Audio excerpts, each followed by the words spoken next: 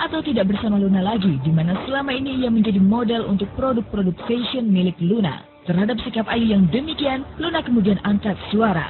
Mantan kekasih Ariel ini justru menilai Ayu telah melanggar etika bisnis yang selama ini mereka jalani bersama.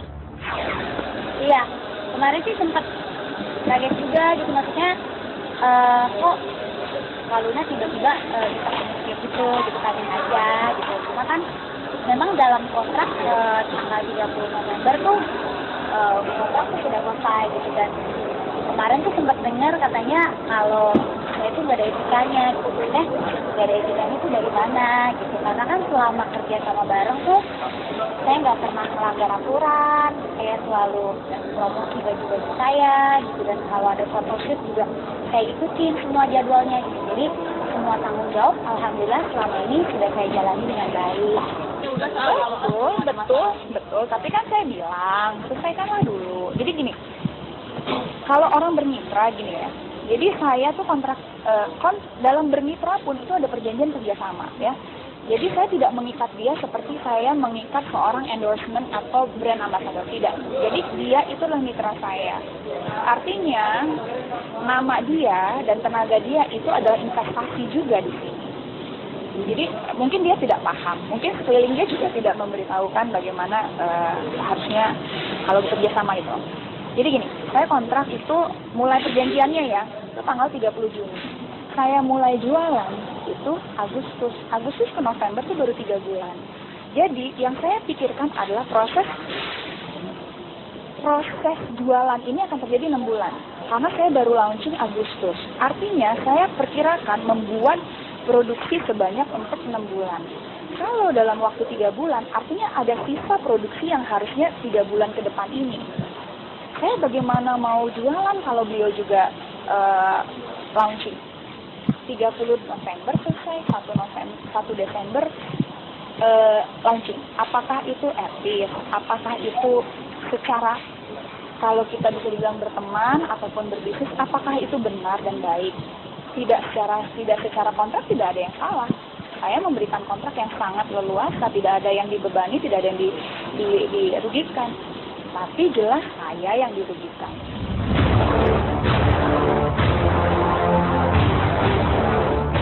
Luna yang kadung kecewa dengan sikap Ayu kemudian menyampaikan kekecewaannya di media sosial. Ayu pun bereaksi setelah Luna menyampaikan kekecewaannya itu.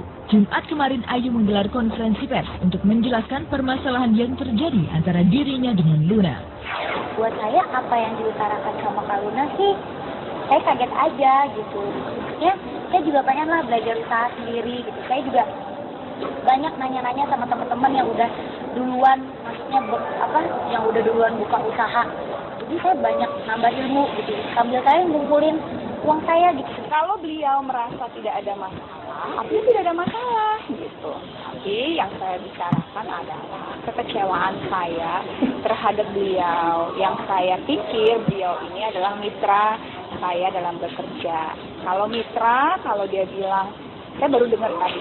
Yang tadi saya baru dengar yang bersangkutan beliau ini preskon bahwa bilang modal sendiri.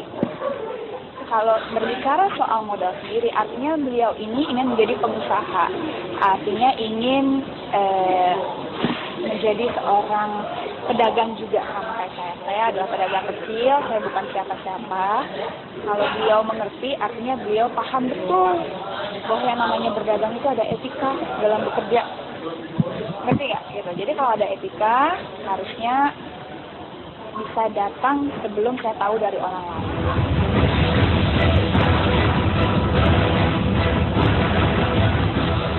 Paham Luna dan Ayu tak sampai di situ saja. Luna yang masih memendam kekecewaannya dengan Ayu, lalu melakukan aksi unfollow atau menghapus pertemanannya dengan Ayu di media sosial.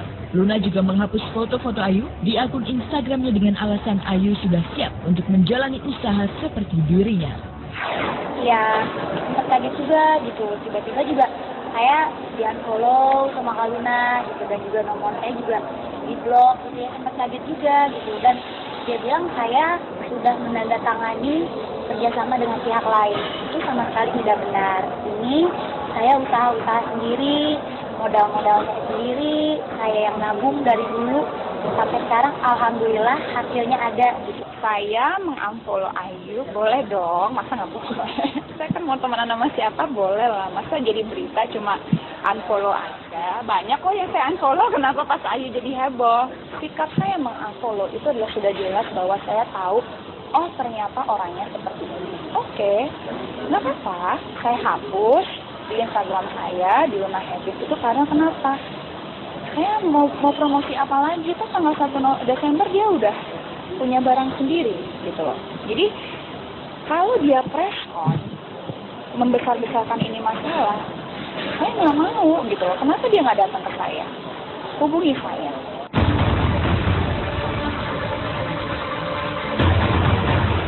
Selain namanya di-unfollow dan nomor telepon di-blok, Ayu juga mengaku mengalami kesulitan dalam menghubungi Luna lewat telepon.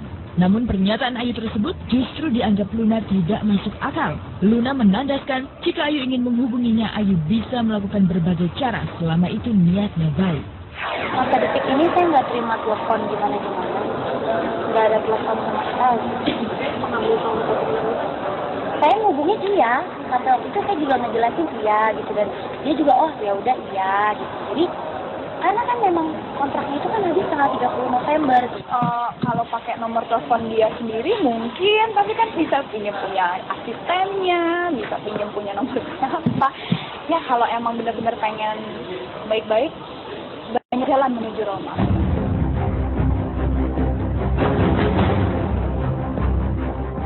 Sampai saat ini, baik Luna maupun Ayu belum bertemu untuk menyelesaikan perselisihannya. Mungkinkah permasalahan ini akan mereka selesaikan secara hukum?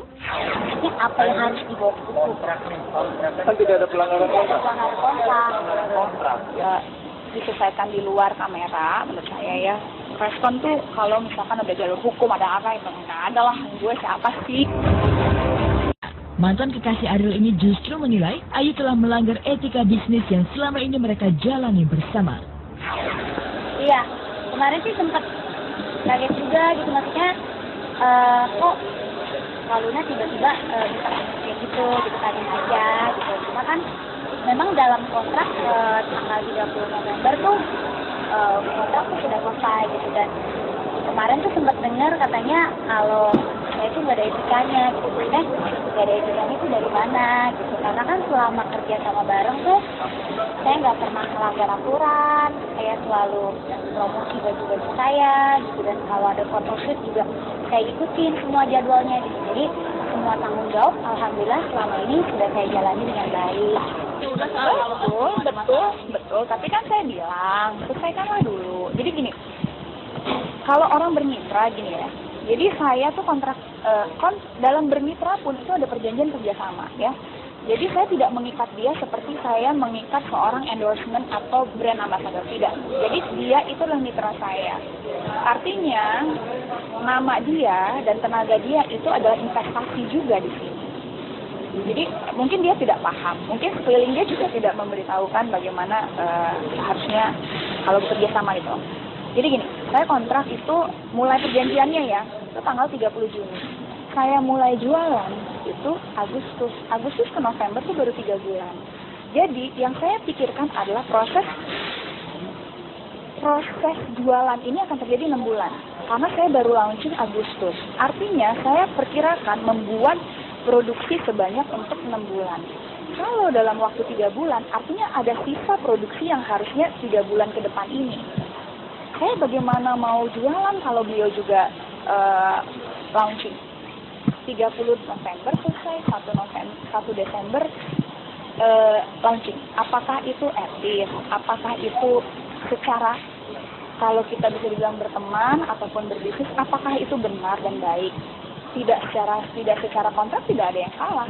Saya memberikan kontrak yang sangat leluasa, tidak ada yang dibebani, tidak ada yang dirugikan. Tapi jelas saya yang dirugikan.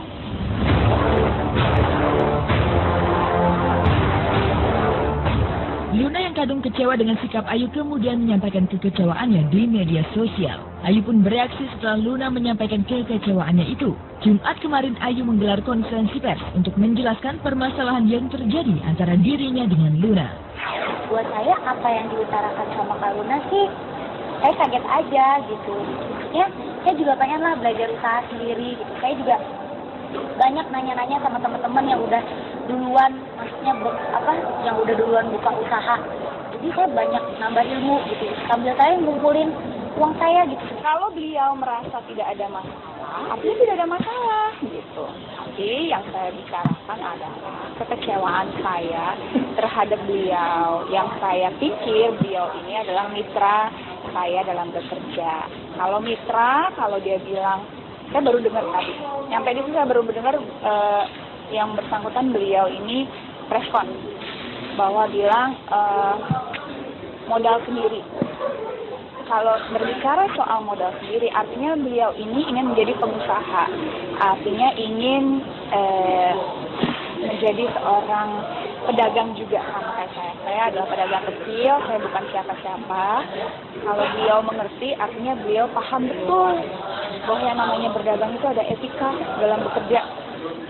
Ngerti ya? Gitu. Jadi kalau ada etika, harusnya bisa datang sebelum saya tahu dari orang lain.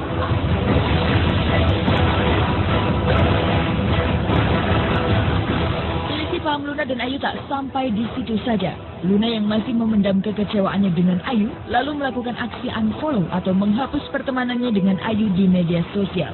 Luna juga menghapus foto-foto Ayu di akun Instagramnya dengan alasan Ayu sudah siap untuk menjalani usaha seperti dirinya.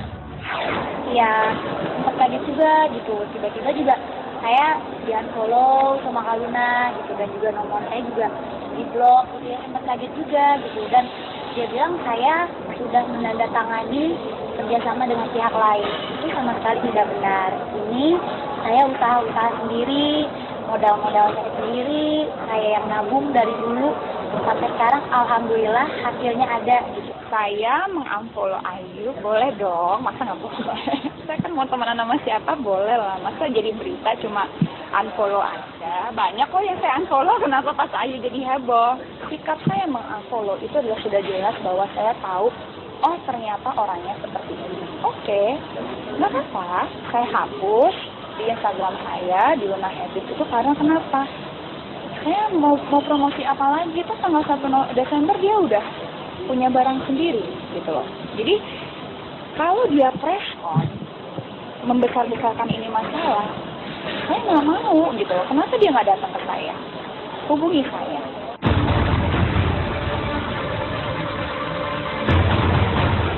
Selain namanya di-unfollow dan nomor telepon di-blok, Ayu juga mengaku mengalami kesulitan dalam menghubungi Luna lewat telepon. Namun pernyataan Ayu tersebut justru dianggap Luna tidak masuk akal. Luna menandaskan jika Ayu ingin menghubunginya, Ayu bisa melakukan berbagai cara selama itu niatnya baik. Sampai detik ini saya nggak terima telepon gimana-gimana. Nggak ada telepon sama sekali. Saya ngehubungin dia, sampai waktu itu saya juga ngejelasin iya gitu, dan dia juga oh ya udah iya gitu. Jadi karena kan memang kontraknya itu kan habis tanggal 30 November. Kalau pakai nomor telepon dia sendiri mungkin, tapi kan bisa pinjam punya asistennya, bisa pinjam punya nomor siapa. Ya kalau emang benar-benar pengen baik-baik, banyak jalan menuju Roma.